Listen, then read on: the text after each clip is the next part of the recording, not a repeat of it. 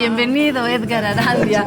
Gracias Un por gusto. venir a esta montaña. Y más bien, mil disculpas, me ha atrasado por el día de Cochabamba ¿Y? y el aniversario de mi matrimonio. Ah. 27 años que tengo a una Cochala Camba, Caray. o sea, una No cambacol. te dejaban salir de la casa, No, Edgar. pues había que cumplir con el rito del aguante, pero delicioso, ¿no? Excelente. Porque tengo una esposa fantástica. Excelente, así es. La Warmi de Edgar Arandia. Jamie Warme es fantástica. Una gran compañera, Una ¿no? gran compañera. A Edgar yo le tengo que cobrar porque el día de la fiesta de la Pachamama ha bailado tanto, se ha quedado hasta el final a bailar, que yo creo que ya de invitado ha pasado a la categoría de los que tienen que dar cuota, porque se lo bailó todo. Ah, para esas cosas Para encantadísimo. esas cosas, bien sí. que se quedó hasta el final. Gracias, Edgar Arandia, antropólogo, artista, escribujante, sobre todo columnista de La Razón. Gracias por estar acá. Es tu casa, Edgar. Un gusto, pues, siempre es un placer. Y también está en su casa Carlos Moldis, politólogo, columnista de La Razón y uno de los inspiradores de este tema. Carlos, gracias por estar aquí en esta montaña. Muchas gracias, Claudia. Un placer como siempre y un saludo especial al pueblo de Cochabamba, ¿no? Excelente, excelente. Yo también les mando un abrazo. A ver, ¿qué hacemos con las clases medias? Yo me inspiré de la columna, entre otras, de Sergio Velasco, quien también nos acompaña vía Zoom. Sergio, hola, ¿qué tal? ¿Cómo estás? Como estoy con los columnistas y los estoy tuteando, ya que eres colaborador, te pido permiso para tutearte también. Bienvenido, ¿cómo estás? Claro que sí, muy buenos días. Pues encantado de estar aquí y nada, pues yo como cochabambino también me siento festejadísimo y pues también un saludo a toda la teleaudiencia, pues. Excelente. Bueno, Sergio, ya que estás en Cochabamba, ¿algún nombre de cochabambina? ¿Por qué estoy buscando yo cochabambinas? Porque en las páginas de historia, salvo alguna mención a las heroínas, no aparecemos las mujeres y estamos con héroes, siempre los Alejo, Roberto, Guillermo, Tupac. Un nombre, y si quieres más, de cochabambinas que te hayan tocado en la literatura, en la política. A ver. Pues yo tengo como, o sea, admiro muchísimo a Adela Zamudio, pero yo pondría más como figuras, como qué sé yo, como arquetipos. Sería la mamá cochabambina, es pues un referente muy grande para toda Bolivia. Y en segundo, diría yo, las emprendedoras. Las emprendedoras están siendo como muy... unas abrecaminos muy interesantes aquí en Cochabamba y me parece que son unos abrecaminos para la economía del país y para la economía de las casas, ¿no? Sí, eso. Sí, a eso yo añadiría la madre, la abuela, la cocinera, qué fuerza que tiene la cochabambina, ¿no? Mi abuela era cochabambina y no les cuento. Vamos a las clases medias, Sergio, ya que has comenzado, ¿por qué no disparas un poquito por el lado de tu columna? Tienes una columna muy interesante que se publicó hace poco, bueno, un texto de opinión, no eres columnista como tal, de hecho me gustaría que lo seas en algún momento, una columna sobre los cambios sociales, ahí está, si podemos leer el título, gracias, 2019, bautizo de las nuevas clases medias, donde se habla del cambio social a finales del 2019, el ascenso de sectores populares a clases medias y las molestias, cierto escozor de las viejas minorías tradicionales para abrir las puertas de esta categoría, o sea, clases medias y nuevas clases medias. Voy por ahí, ¿sigues pensando lo mismo? ¿Cómo dispararías esta mesa, Sergio? Wow, bueno, a ver, ¿cómo dispararíamos? Básicamente el artículo trata de esta modificación de la estructura social. Básicamente pasamos de un triángulo a un rombo, de clases medias clases empobrecidas que que abarca la parte de la base del triángulo a una clase media engrosada en los últimos 10, 15 años. Entonces, lo interesante está en que en ese engrosamiento, y tal como dice la canción, porque me interesó muchísimo esa canción que pasaste hace un momento, hay un encuentro / desencuentro entre esas clases medias de distinta trayectoria social, económica, cultural, étnica, etc. Entonces, ese encuentro, desencuentro de personas pertenecientes a distintas trayectorias sociales, económicas, se dio en distintos espacios recreativos, educativos, residenciales, afectivos, como dice la canción. Y básicamente este momento tuvo en algún momento que ser consagrado, es decir, ¿cómo consagras ese nuevo orden social de clases medias nuevas junto a clases medias tradicionales? Entonces me dio como la impresión que hacía falta una especie de ceremonia de iniciación, con castigo de por medio, de ¿no, Sergio? bautizo. Es una ceremonia, siguiendo tu columna, con un castigo, porque las clases tradicionales al que está subiendo le tienen que hacer sentir de que está subiendo y de que es, para retomar un poco el tono de Edgar Arandia, por ejemplo, son los cholos en ascenso, y esos cholos que se quieren blanquear, no todos, pero hay una franja que se quiere blanquear, que se quiere pititear, si me permiten la expresión, para conectar luego con la columna de Carlos Moldis, tiene que sufrir un castigo, ¿no, Sergio? Así lo planteas en tu columna, no es entrar nomás, ¿no?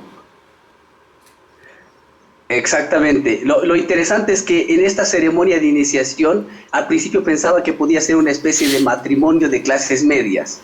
Clases medias, sí, una especie de, no sé, un compadrazgo, un matrimonio, pero no se ha dado en esos términos, porque se ha dado más bien en términos de un bautizo, en el que las nuevas clases medias justamente tenían que dar una prueba de lealtad al viejo club privado de clases medias a través de un azote, del chicotazo de estas clases nuevas, medias nuevas, hacia su indio ancestral, o sea, hacia sus propios orígenes. Interesante. ¿Hasta Entonces, ahí? por eso... Perdón. Sí, no, hasta ahí, con el chicotazo creo que podemos disparar. A ver si ustedes quieren dar más chicotazos. ¿Qué se les ocurre? No esperen que yo les haga la palabra. Nos vamos a desordenar. ¿Qué dicen? Bueno, si me permiten iniciar, la razón por la que, en primer lugar, muy interesante la perspectiva que se nos está dando ahora, porque, bueno, sí, efectivamente se trató de un momento en el que de alguna manera estas clases medias tenían que demostrar que tenían que negar su indianitud, si tú quieres. Bueno, porque en realidad el ascenso en Bolivia siempre ha consistido en asumir la blanquitud como valor, y tenían que hacerlo de otra forma que no hay otra forma en realidad de Bolivia, que es despreciando al que se encuentra abajo. Esta tesis creo que lo expone Fernando Molina también en su libro Racismo y Poder en Bolivia, ¿no? Y bueno, la razón por la que yo escribí mi columna respecto al pensamiento político pitita es porque creo que es necesario debatir algunas otras cuestiones que están dando la vuelta dentro de las cabezas de los principales exponentes, si tú quieres, de este movimiento. ¿Ya? Quiero alertar, esta gente piensa, y el problema es de que... Ahí está la columna, Pensamiento Político Pitita, está en La Razón Digital, si no lo ha leído, para que entre esta columna. Perdón, Carlos. Bueno, el problema es de que esta gente piensa, ¿me entiendes? No solamente actúan instintivamente, no solamente es el hígado hablando cuando estas personas escriben. Todo el trasfondo de su pensamiento, pero a mi juicio se puede resumir a la reivindicación de sus privilegios mediante, si tú quieres, la defensa de condiciones de desigualdad estructurales, ¿no? Y esto lo podemos apreciar particularmente, digamos, en las columnas de personajes como Diego Ayo, como uno de esos, un artículo que escribió él hace tiempo, ¿no? Que me pareció ya cínico incluso para esos tiempos, donde escribe acerca de la deseabilidad del gobierno de los universitarios, de los que saben, ¿no? Su enfoque es bueno, el gobierno de los 90 era de los capos, de los que habían salido de universidades privadas o los que habían salido de universidades extranjeras. En cambio, el gobierno del MAS es el gobierno de los sindicatos, del populacho, de las clases plebeyas que no han ido a la universidad porque pueden tener dinero. Es que no han estudiado. ¿No? Y que no han estudiado. Y además acusa este carácter informal, si tú quieres, ilícito en ciertas élites, cuando, por favor, o sea, si algo te demuestra Santa Cruz, Fernando Camacho y toda la relación, que Marcet sale en defensa de este hombre, ya te indica el tipo de economía que está sosteniendo muchas de las series en Santa Cruz. Pero no me voy a desviar, este es el punto. Yo dice, aquí lo deseable, lo que se debería tener es el gobierno de los universitarios. Y lo has tenido un año, bro. Un año. 27 casos de corrupción de grueso calibre, una incompetencia en el manejo del Estado, de personas que de hecho se presentaban a sí mismas bajo un matiz, si tú quieres, particularmente académico, como la que estaba de canciller, ya no recuerdo su Karen nombre. Longarich. Sí, ella exactamente, que no pudo gestionar una crisis que tenía dimensiones humanitarias en nuestra frontera con Chile. Entonces, bueno, el problema con el pensamiento político pitita es de que tiene, si tú quieres, nos puede llevar a algunas conclusiones, no solo desacertadas, sino peligrosas, antidemocráticas, ¿me entiendes? Muy terribles. La idea, y yo invito a todo el mundo, a diferencia, digamos, de lo que hace Ayo, de lo que hace Vera de Rada, de lo que hace Archondo, que es básicamente ignorar mis provocaciones, porque te estoy provocando, bro, lo estoy haciendo. Y si alguien me jodiera en la calle, yo respondo. Salvo que sean más de 3 tipos. Pero, ¿qué me ha sucedido? Pero bueno, el problema es de que yo invito a leer a estas personas, porque justamente tenía este amigo que seguramente ya no me quiere mucho estos días, pero Humberto Claros, ¿no? El que está actualmente como secretario de comunicación de la CSUTCB, hablábamos acerca de, ¿no sería interesante reunir todo lo que estos cuates han escrito durante un año y leerlo, así con copas además, para que pase un poquito más fácil? Pero bueno, ¿no? la columna básicamente quería decir eso. Esta mesa también debería tener una copa, por lo menos, para encontrarle más sabor. Pero fíjense cómo estamos trenzando. Sergio, que escribe sobre el bautizo de las nuevas clases medias y estos procesos, estos bautizos, estas tensiones. Luego, en la segunda parte, tomo al pensamiento político pitita reflexionado por Carlos, donde, lo acaba él de explicar, plantea esta tensión, ¿no es cierto?, por lo menos en el pensamiento de intelectuales, de poner a quienes saben, quienes han estudiado, y quienes han estudiado son quienes tienen acceso a la educación, quienes tienen acceso a los recursos. Creo que se cruza. Y para terminar esta trenza de Chola Cochabambina, viene Edgar Arandia para hablar de la pititización. ¿Cómo engranas esto y planteas tu reflexión, Edgar? Bueno, yo siempre tengo una costumbre, que es la de viajar en minibús, en teleférico, en colectivo. Yo hago las compras en el mercado, ¿no? Ya él es reemplazado a mi esposa en eso. Y me gusta ver lo que está pasando in situ. Y esto ha pasado en mi barrio, que es un barrio de la clase media, que no sabe dónde está. ¿Qué barrio es, ¿no? Edgar? En la zona norte, en La Paz. Pero antes de eso hay que irse atrás. Lima fue una ciudad creada para los españoles. Sucre fue una ciudad creada para los españoles. La ciudad de La Paz fue creada también para los españoles, pero paralelamente vivía aquí Chuquiagomarca. Es una ciudad escindida entre una clase criolla que ha mantenido el poder y Chuquiagomarca, el cholo, el indígena, que vivía y vive paralelamente. Pero ¿qué ha pasado en mi barrio?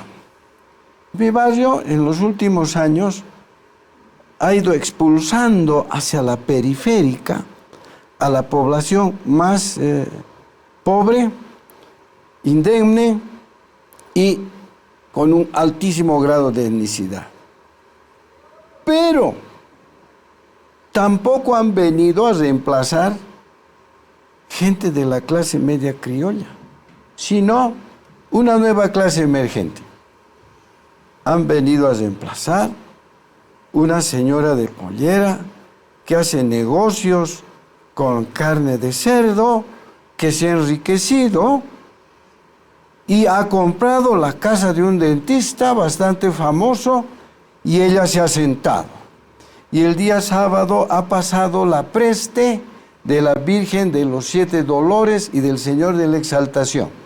Entonces, estos mecanismos de empoderamiento del barrio son muy interesantes, porque hay una guerra de imaginarios que tiene que ver con lo económico también, que ha generado, pues, lo que he escuchado decir algún político, el agravio de esa clase que se sentía dueña de este barrio. Se han sentido agraviados. Yo, ¿cómo esa chola? Basta. Esto no es para... ¿Por qué no se va a Buenos Aires? ¿Por qué no se va al Alto? Esos comentarios develan que hay un tensionamiento entre los que se consideraban herederos de esas ciudades, de criollos blancoides, frente a una, entre comillas, invasión de personas ajenas a esos territorios.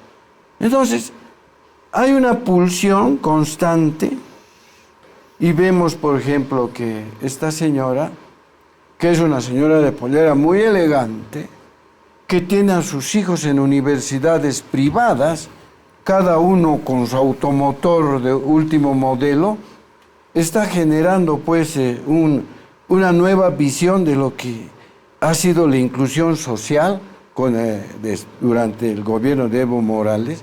Entonces, esta inclusión social ha incomodado a esta supuesta clase media que siempre anda, ¿no?, en un vaivén, ¿no? Y como dice el compañero Carlos, el 19 y lo que dice Sergio, que coincido, mucha gente que se consideraba parte de esa inclusión social, de pronto ya no se consideraba étnicamente de la misma clase, sino que, no, ahora me he blanqueado, gano más plata y estoy contra este gobierno. Y ahora, al interior del MAS, yo no hablo con los dirigentes políticos, sino yo voy a los mercados, como les contaba, ahí es donde se escuchan muchas cosas. La gente dice, estos no son dueños de este movimiento político, ni Evo Morales, que se han trincherado en el Chapare, ni Choquehuanca, ni Luis Arce.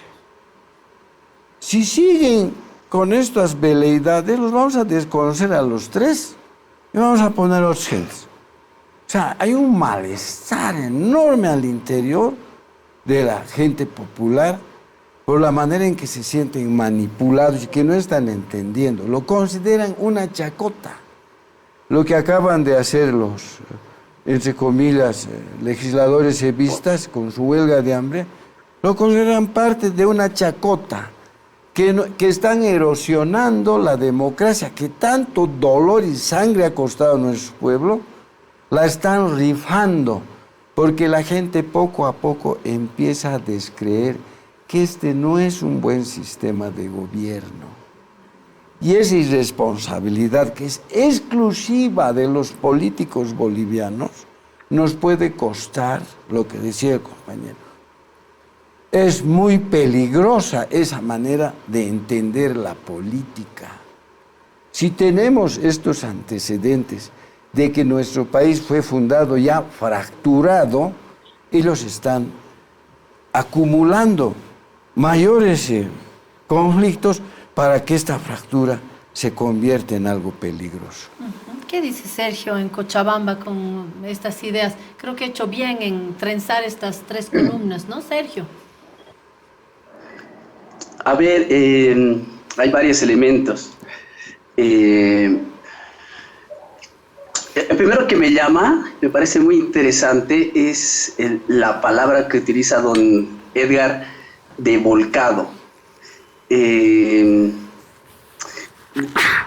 A partir de este ascenso social de las clases populares a este renglón de clases medias, da la impresión de que sucediera una especie de proceso de conquista y por lo tanto de volcado de sus, no sé, sus creencias, de sus, no sé, costumbres, prácticas.